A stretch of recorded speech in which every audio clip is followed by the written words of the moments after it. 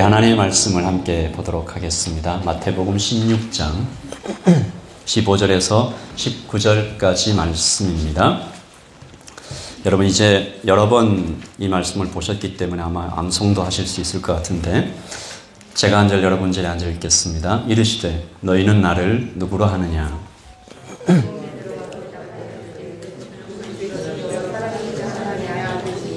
예수께서 대답하여 이르시되 바요나 시몬아 내가 복이 있도다. 이를 내게 알게 한 이는 혈육이 아니요 하늘에 계신 내 아버지시니라.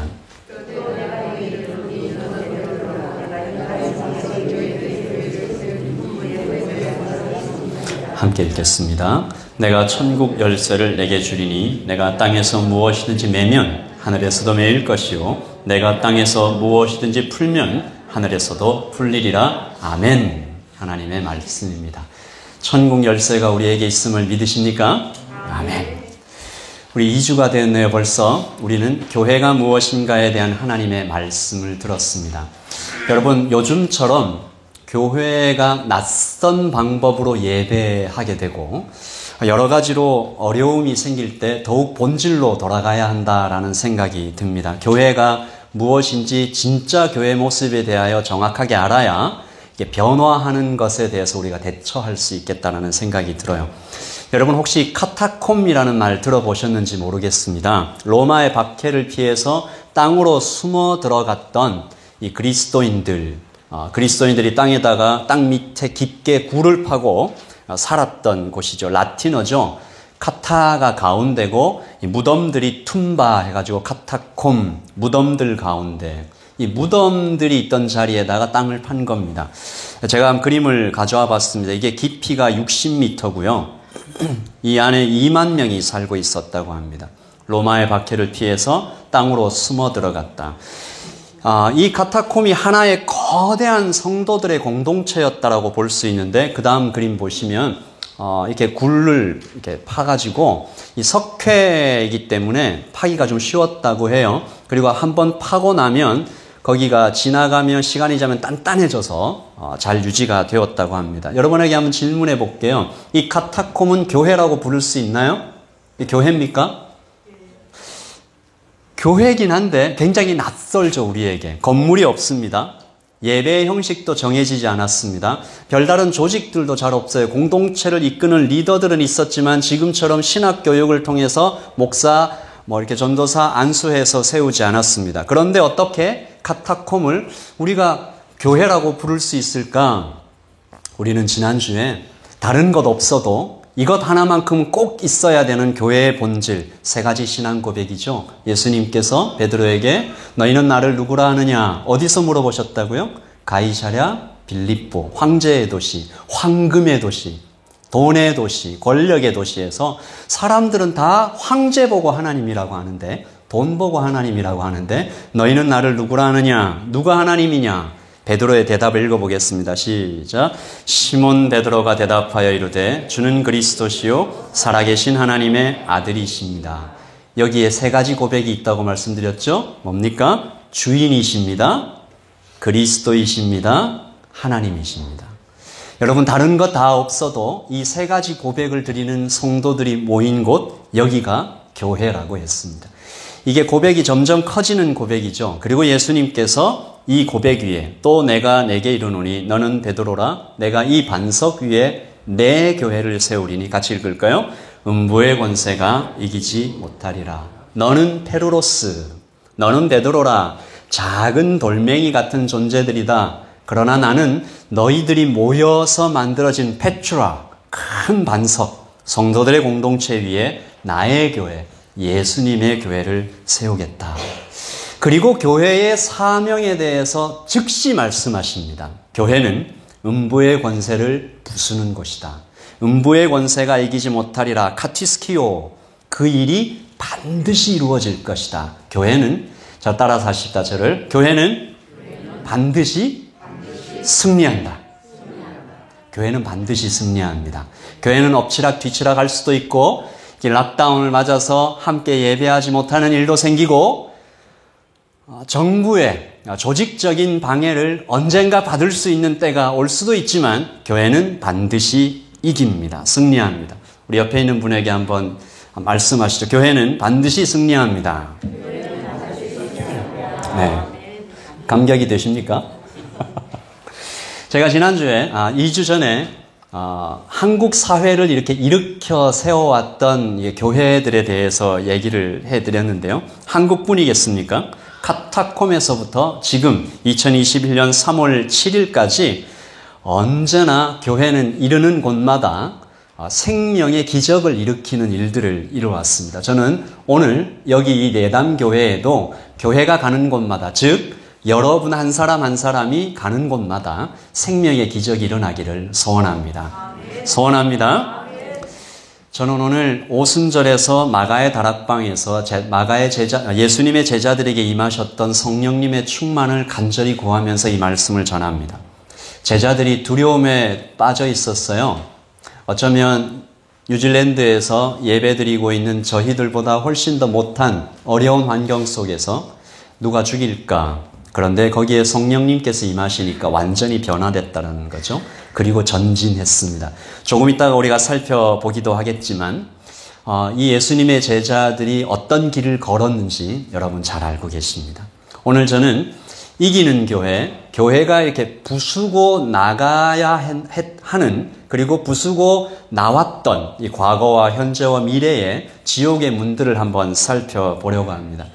교회가 부수고 나가야 할 지옥의 문들은 3개 정도가 있는 것 같아요. 처음부터 한번 살펴볼게요. 첫 번째, 죽음입니다.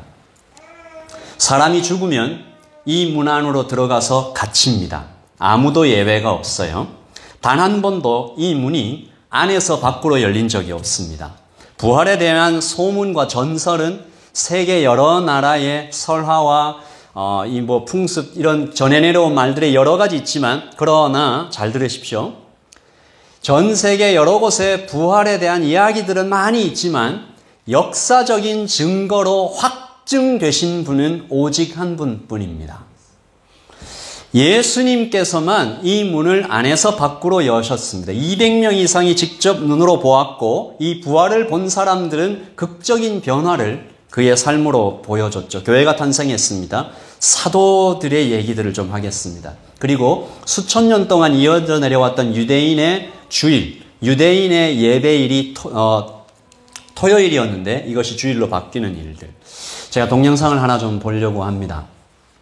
사도들은 예수님의 부활을 눈으로 보고 나서 그 다음에 어떤 삶을 살았을까? 제가 교회가 부수고 나가야 할 지옥의 문 첫 번째로 죽음이라고 말씀드렸는데, 교회가 죽음을 이긴다라는 것이 말씀드리면서 왜 저는 12명의 사도 전원이 순교당한 것을 여러분에게 보여드렸을까요? 죽음을 이긴다라는 것이 죽지 않는다라는 뜻이 아니라 죽음이 나에게 아무 상관도 없다. 왜냐하면 나는 죽음 이후에 예수님과 함께 누리게 될 천국에 대한 소망 때문에 살아간다. 그러므로 교회가 죽음을 이겼다라는 것은 소망을 이야기하는 것입니다. 예수님께서 성도가 죽는 것을 보시고 뭐라고 표현하셨나요? 잔다라고 얘기하십니다. 고린도전서 15장 20절이죠. 같이 읽어보죠. 그러나 이제 그리스도께서 죽은 자 가운데서 다시 살아나사 잠자는 자들의 첫 열매가 되셨도다. 아멘. 그러므로 그리스도인들은 죽음 앞에 낙심하지 않습니다. 그러면 죽음도 우리를 가두지 못한다면 코로나 바이러스 정도로 우리가 낙심하지 않아야 될 것입니다. 소망은 꺼지지 않아야 합니다. 존 파이퍼 목사님이라는 분이 코로나 바이러스와 그리스도라는 제목으로 책을 쓰셨는데, 부활의 소망이 우리의 현재에 무슨 도움이 되느냐에 대해서 이렇게 대답했습니다. 소망은 능력이다. 그것은 현재의 능력이다. 소망은 사람들이 스스로 인생을 버리지 않게끔 지켜주고 아침에 일어나 일터로 향하게끔 도와준다. 소망은 매일의 일상은 물론 심지어 자가격리 중인 삶에도 의미를 부여한다. 소망은 이기심에서 우러나오는 두려움과 탐욕을 극복하게 도와주고 위험을 무릅쓰는 희생과 사랑을 독려한다. 따라서 미래의 소망을 우습게 여기지 않도록 조심하라. 같이 읽을까요? 시작. 우리의 미래가 확실하고 아름다우면 현재도 달콤하고 열매가 넘칠 것이다. 교회는 죽음도 이기신 그리스도의 능력으로 세상에게 소망이 있다라고 말하기 위해 이 땅에 세워졌다고 저는 믿습니다. 아멘이십니까? 첫 번째입니다. 그리고 두 번째, 교회가 부수고 나가야 할 문은 악한 세상입니다. 이것은 교회를 반대하는 이 악한 세상 뒤에서 사역하고 일하고 있는 악한 영들에 대한 것인데, 이들이 교회를 무척 많이 공격했지만 결국 이길 수 없을 것입니다. 제가 레벨 3 락다운 때 바로 지난주죠. 시편 57편으로 하나님의 말씀을 전했습니다. 다윗이 무릎으로 기어서 도망 다니던 굴에서 지어 불렀던 노래 같이 읽어볼까요? 하나님이여, 내 마음이 확정되었고 내 마음이 확정되었사오니 내가 노래하고 내가 찬송하리이다. 내 영광아 깰지어다. 비파야 수금아 깰지어다. 내가 새벽을 깨우리로다. 한 국가 전체가 한 사람을 잡으려고 추격해 들어올 때 굴 속에서 이렇게 무릎으로 기어다니면서 이 지옥 같은 세상과 싸웠던 다윗이 죽겠다 그렇게 처음에 얘기했지만 결국 그 사람이 마지막으로 고백했던 것은 내 마음이 확정되고 확정되었다. 찬양의 불길은 쉽게 꺼지지 않고 다시 타올랐던 것이죠. 그리고 실제로 기적이 일어났던 것을 우리는 역사를 통해 알 수 있습니다. 다윗은 도망만 다니다가 인생 끝나지 않고 결국 다시 구출되어서 왕이 되고, 그리고 반대로 사울 왕은 비참하게 죽습니다. 하나님은 세상보다 크시고 마침내 승리하십니다. 아멘. 이것은 처치 히스토리, 즉 교회사를 보면 우리가 더욱 분명하게 알 수 있는데, 제가 두 개의 지도를 한번 보겠습니다. 첫 번째 지도는 고대의 나라들입니다. 아수르, 바벨론, 갈대아, 페르시아, 모두 강대한 제국들이죠. 막 금이 어마어마하게 많았다고 해요. 그 사이에 가나안이라고 표시되어 있는 곳이 옛날에 아주 작은 나라 이스라엘이지 않습니까? 자, 이 지도가 지금은 어떻게 됐는지 한번 보실까요? 터키, 시리아, 이라크, 이란. 바벨론이 이라크가 되고 페르시아는 이란으로 변했습니다. 갈대아는 쿠웨이트라는 나라로 그 흔적을 남기고 있는데, 죄송한 이야기지만 고대의 영광은 찾아보기 힘듭니다. 제가 이들의 공통점에 대해서 좀 보았습니다. 구약교회였던 이스라엘과 신약교회였던 초대교회를 핍박하고 공격했던 나라들이죠. 특별히 초대교회를 그렇게 박해했던 로마의 10명의 황제는 모두 비참하게 죽었다라고 역사가 기록합니다. 네로, 도미티안, 디오클레시안 모두 정신 이상으로 자살하거나 고통 중에 죽습니다. 갈렐리우스도 온몸에 대한 악창이 생겨서 죽음 직전에 교회에 대한 박해를 중단하라 라는 명령을 내리고 죽죠. 훗날 로마 황제 콘스탄티누스가 기독교를 국교로 선포하기까지 교회는 계속해서 전진하고 있습니다. 공산주의는 어떤가요? 중국 공산당의 극심한 탄압에도 불구하고 지하교회 성도들이 지금은, 예전에 수천만 명 그랬는데 지금은 1억 명에 이른다고 합니다. 지하교회로 모여서 예배하면서 중국 교회가 항상 한국 교회 목사님들이 중국 지하교회 가서 이렇게 예배를 드리시면 그분들이 비전에 대해서 얘기하는데 깜짝 놀란다고 해요. 건물을 갖고 싶어요. 안전해 주세요. 이런 얘기가 아니고 우리는 10만 선교사를 파송하려고 합니다. 여러분, 미얀마 시위에서 많은 사람들이 죽임을 당하고 있지요. 제가 이 찬양을 들으면서 그리스도인들이 앞으로 나가서 기도했던 장면들이 좀 생각이 나고요. 6.25 전쟁을 마치고 전국으로 흩어졌던, 제가 2주 전에 말씀드렸던 것 같은데 전국으로 흩어졌던 부흥사들 생각이 나고요. 세상의 문들이 교회를 이기지 못합니다. 견디지 못합니다. 전 세계에. 앞으로도 그럴 것입니다. 역사는 아주 분명하게 이 진리를 말하고 있습니다. 그러므로 교회는 두렵지 않습니다. 오늘도 전진합니다. 여러분, 우리가 뉴질랜드에 살고 있지만 뉴질랜드가 교회에 대하여 안전한 곳은 결코 아님을 여러분이 피부로 느끼고 계실 것입니다. 우리의 신앙에 대하여 이 뉴질랜드 전체 전 국가가 가지고 있는 여러 사상과 가치관들은 결코 성경에 우호적이지 않습니다. 우리도 계속해서 기도하면서 싸워나가야 할 텐데요. 세상의 문들을 부수고 영혼들을 구출하기 위해서 예담교회는 어떤 일들을 해야 될 것인가? 자라나는 청년들과 청소년들에게 무엇을 가르쳐야 할 것인가? 우리는 계속 기도해야 할 것입니다. 그리고 마지막 세 번째, 교회가 부수고 나가야 할 지옥의 문들, 세계관입니다. 월드뷰죠. 이것은 죽음이나 또 악한 세상처럼 눈에 잘 안 보입니다.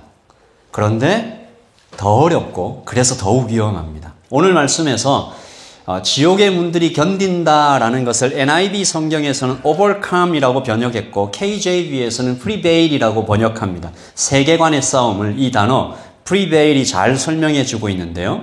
널리 퍼져서 쫙 깔려 있다. 습관 등이 유행하고 있다. 압도하다, 지배하다, 설득하다. 그러니까 이 악한 사상들이, 생각들이 우리 삶의 모든 부분에 쫙 깔려 있는 것이 바로 이 세계관인데, 여러분 실천적 무신론이라는 말이 있죠. Practical Atheism이라는 말인데, 하나님은 믿는다라고 말하면서 생각은 다 세상적인 거예요. 세상 사람들과 똑같은 생각을 하는 거죠. 몸은 교회에 나오는데 생각은 전혀 예수님으로 인해서, 성령님으로 인해서 변화되지 않았습니다. 여러분, 그래서 제가 특별히 한국인 이민교회에 깔려있는 이 세상적인 세계관들은 무엇일까 생각을 해봤습니다. 그리고 여러분과 함께 나누기를 원하는데, 이게 방사능처럼 눈에 잘 안 보입니다. 그래서 더욱 치명적인 지옥의 문들입니다. 여러 가지가 있겠지만 저는 대표적으로 한국 교회에서 발견할 수 있는 세상적인 세계관은 샤머니즘과 유교 사상을 예로 들고 싶습니다. 교회 안에 무슨 샤머니즘이 있고 유교 사상이 있느냐라고 말씀하고 싶지만 그렇지 않습니다. 안개처럼 우리 생각의 바닥에 짙게 깔려 있습니다. 샤머니즘에 있을 때 볼까요? 샤머니즘의 핵심은 기복신앙입니다. 사람들이 무당을 찾는 이유가 뭘까요? 딱 하나입니다. 복받기 원하는 것이죠. 그게 뭐 나쁜가요? 복받는 거 좋은 거잖아요. 그런데 수단과 방법이 문제입니다.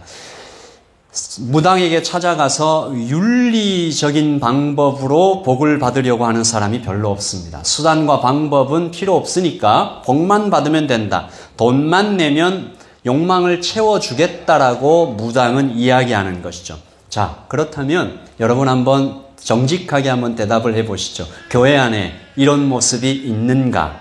교회에 와서 무당에게 무엇을 드리면, 무당에게 복채로 뭘 내면 내 욕망이 채워지는 것처럼 그런 모습으로 신앙생활을 하는 모습은 우리에게 없는가? 병을 고치고 돈을 많이 벌고 성공하기 위해서, 또 그런 것은 아니더라도 어떤 죄책감을 씻어주기 위해서 반복해서 계속 죄를 지어도 일주일에 한 번 교회에 와서 회개하면 내 죄책감이 씻어내려지기 때문에 일주일에 한 번 세수하는 것처럼 교회에 온다. 다른 사람은 어찌 되어도 내 자녀만 대학에 합격하고 좋은 직장 들어가면 그만이다. 복을 주소서, 복을 주소서. 다른 교회는 어찌 되어도 상관없고 우리 교회만 성장 발전하면 그만이다. 가족을 사랑하고 교회를 사랑하는 모습이라고 둘러 얘기할 수 있지만 성경 어디에도 하나님은 그렇게 얘기하시지 않았습니다. 여러분, 아브라함에게 하셨던 말씀을 교회 안에 있는 복의 근거로 많이 사용하는데 이게 복의 극치라고 할 수 있잖아요. 창세기 12장 2절입니다. 같이 읽어보죠.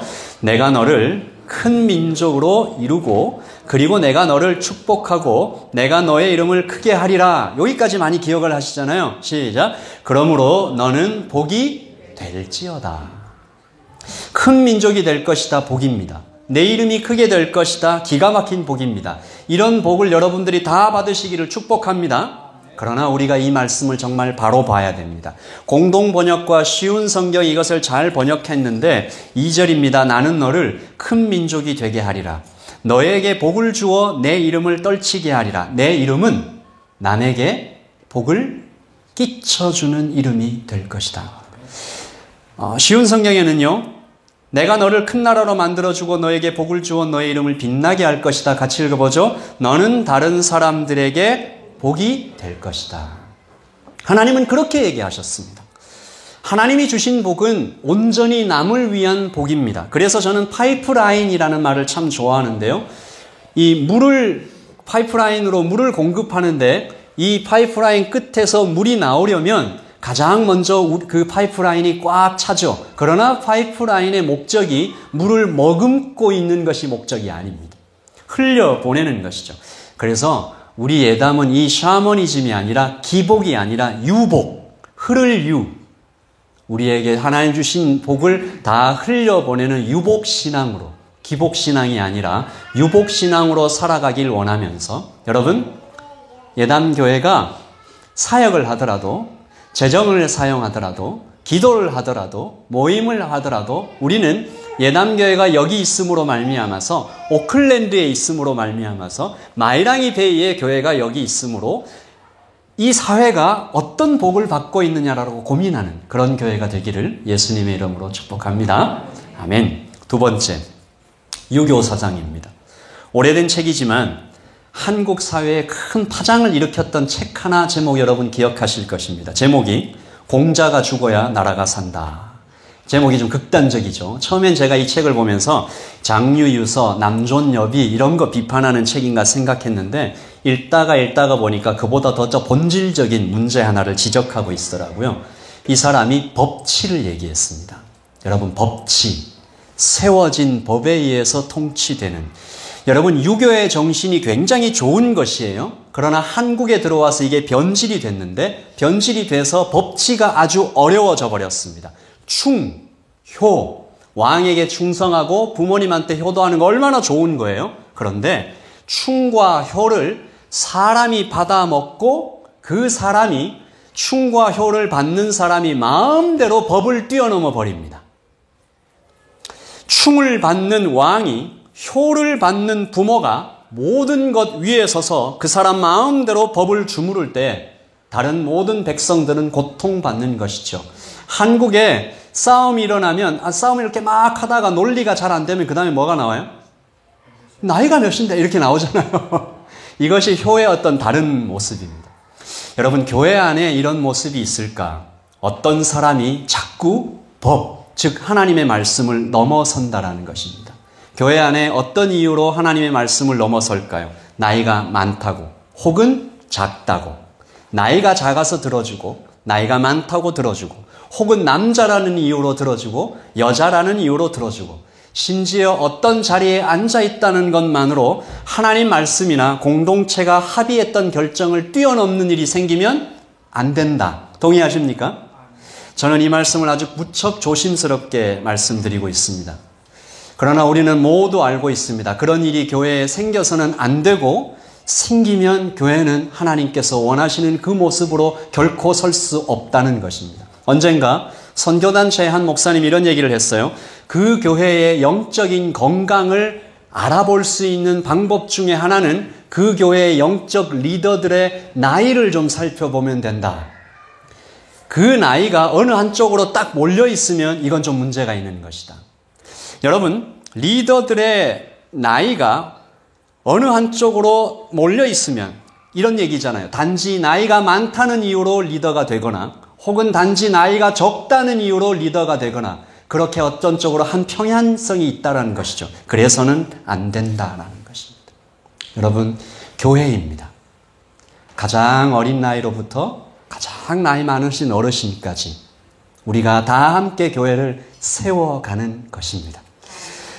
여러분, 이제 제가 이 얘기를 하면 여러분들 좀 혼날 수도 있는데, 여러분이 좀 싫어하실 수도 있는데, 이제부터 내담교회 안에서 무엇인가 여러분에게 무언가 하나님께서 부탁하시고, 또 교회 질서 속에 할 때, 저는 나이가 어려서요.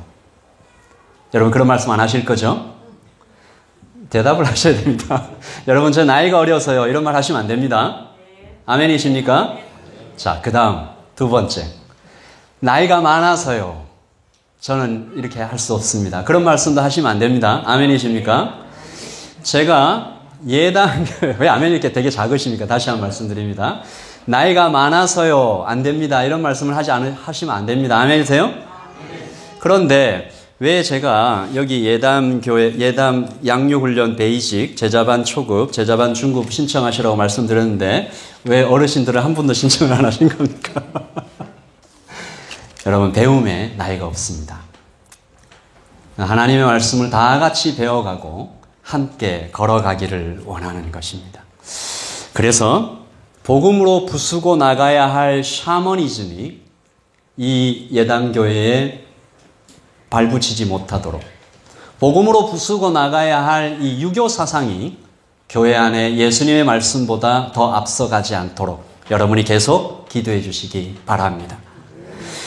제가 여러분들과 함께 이 교회를 세워나갈 때 여러분을 많이 존중하고 또한 함께 제가 가지고 있는 생각들도 다 내려놓고 교회를 함께 세워가고자 합니다. 그러나 또한 복음 외에 다른 것이 예담교회에 자리 잡고 뿌리 내리려고 할 때는 그것을 다룸에 있어서 차갑고 강하게 보일 수 있을 때까지 제가 그것과 싸워나갈 것을 여러분에게 말씀드립니다. 복음적이지 않은 사상과 복음적이지 않은 정신에 대해서는 싸워나갈 것입니다.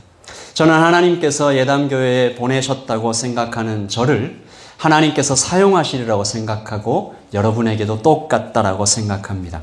이 교회가 복음 위에 굳건히 서갈 수 있도록 돕는 것은 저의 책임뿐만이 아니라 여러분 모두의 책임이라고 믿습니다. 아멘이십니까? 교회는 복을 받는 곳이지만 복음 안에서 누리는 복을 나누는 곳에 더 큰 목적을 둡니다. 교회는 어른들을 존중하고 사랑하는 곳이지만 어린아이를 사랑하고 막 이뻐하는 곳이지만 그것보다도 더 먼저 예수님을 사랑하도록 가르치고 실천해야 하는 것입니다. 이제 말씀을 마치려고 합니다. 예수님께서 가이사랴 빌립보 지역에 이르러서 지옥의 문들을 부술 교회에 대하여 선언하셨습니다. 왜 가이사랴 지방까지 가셨을까요? 왜 거기까지 가셨을까요? 유대인들이 거기까지 안 갔기 때문입니다. 그들은 가이사랴 빌립보를 참 싫어했습니다. 너무 세속적이고 이 도시는 너무 음란하다. 그래서 근처에도 가지 않았습니다. 그래서 주님께서 가셨습니다. 그곳에도 빛이 필요했기 때문입니다. 우리가 가야 할 곳이 어딘가 생각해야 할 대목입니다. 그리고 오고 오는 모든 제자들에게 오늘 말씀하십니다. 이제 너희도 나처럼 해라. 너희는 세상의 빛이다. 오직 하나밖에 없는 빛이다. The light. 너희가 빛을 이루면, 교회가 빛을 이루면 세상은 여러 가지로 세상의 문제들에 대해서 고민합니다. 저출산을 해결해야 할 일이 뭐냐? 고령화를 어떻게 해결하느냐? 이 코로나 바이러스를 어떻게 해결하느냐? 모여서 계속 얘기합니다. 그러나 가장 근본적인 해결책은 복음에 있다라고 저는 믿습니다. 등불을 밝혀서 테이블 밑에 두는 사람이 없듯이 일어나 빛을 발하라고 얘기하시는 예수님 앞에 우리가 더욱 훈련받고 더욱 하나님의 말씀에 집중하여 성령의 충만을 구하며 걸어가야 될 것입니다. 언젠가 제가 청년들과 노방전도를 하면서 찬양들도 많이 불렀지만 뉴질랜드 국가를 부르면서 노방전도를 했던 기억이 있습니다. 여러분 가사 아시죠?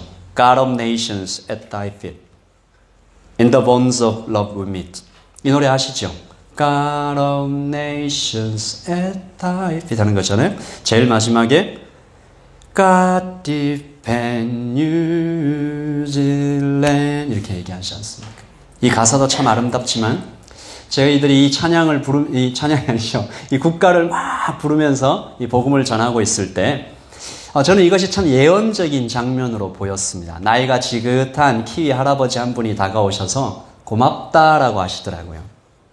이 나라가 어떤 기초 위에 세워졌는지 지금 젊은 세대들이 다 잊어버렸는데 이 땅이 어떤 사상 위에 세워졌는지 이 땅에 처음 발걸음을 디딘 우리의 선조들이 어떤 마음으로 이 땅을 이렇게 갈아엎고 도로를 놓고 여러분 이 뉴질랜드 곳곳을 여행하다 보면 한 도시를 들어갈 때마다 여러분 하나의 패턴을 보실 수 있습니다. 교회가 있습니다. 도시에 들어갈 때마다 교회가 있고 조금 더 가면 시티 카운슬이 있고 거기에 이 스퀘어가 하나 있어요. 그렇게 시티들이 이루어져 있습니다. 뉴질랜드를 세웠던 신앙의 선배들의 마음을 코리안 크리스찬, 영 크리스찬들이 이어받아서 이 노래를 불러주니 참 고맙다. 이 땅 뉴질랜드로 부르셔서 국가의 이 내셔널 앤썸의 참 뜻을 알고 부르게 하시는 하나님의 마음을 그 할아버지를 통해 들은 것 같습니다.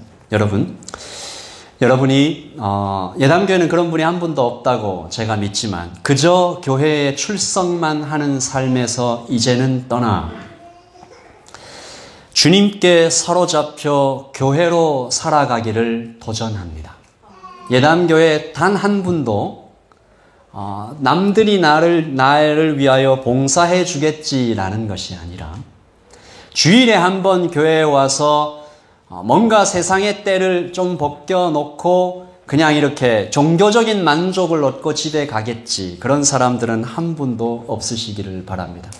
만약에 주님께서 여러분에게 주인이십니다, 그리스도이십니다, 하나님이십니다, 이 고백을 드리시고 목장으로 교회로 모인다면 주께서는 여러분을 파송추로 사용하실 것입니다.